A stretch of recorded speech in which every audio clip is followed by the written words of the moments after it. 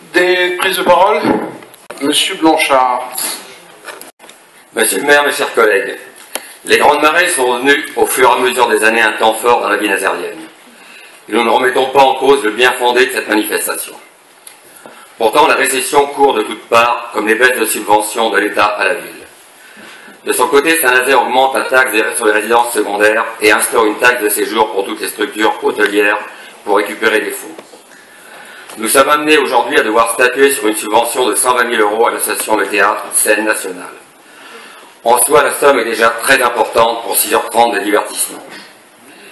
Mais cela vient bien au-delà des termes financiers. À aucun moment nous n'avons des retours chiffrés sur ce que représente la participation de la ville de Saint-Nazaire. À titre gracieux, la ville s'engage auprès de l'association de théâtre à faire ceci.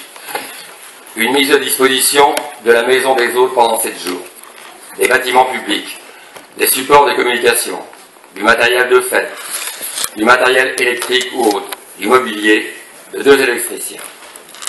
À cela s'ajoute l'information aux riverains, différents types de prestations, la propreté publique, le nettoyage des bâtiments, l'aplanissement de la plage, et je ne parle pas de la collecte des déchets puisque c'est la Karen qui s'en chargera.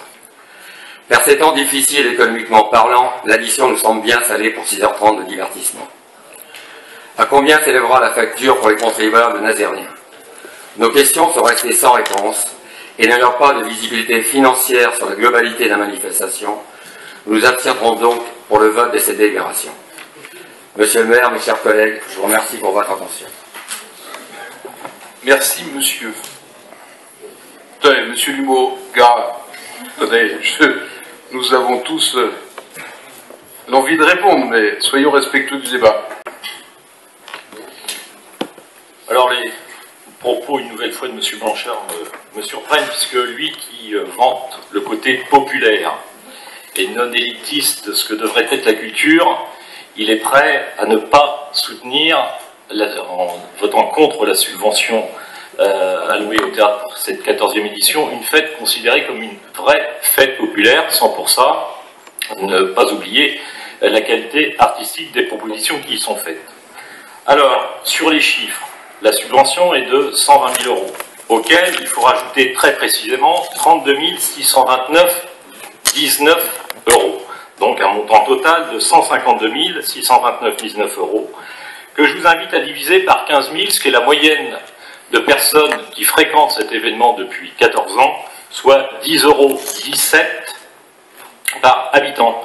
Je vous invite à vous rapprocher des débats qu'on avait pu avoir en décembre 2015 quand on avait parlé de consonance. Et vous verrez que cette fête, par rapport à la participation par habitant, est de 10 fois inférieure à ce que pouvait être consonance. Donc quand on parle de fête populaire et culturelle, ça prend tout son sens également dans les chiffres annoncés.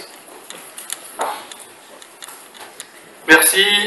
Sur Grande Marée, une précision, tout le monde a bien noté que cette année, au regard des travaux, etc., déjà enclenchés pour le front de mer, aura lieu pour la première fois.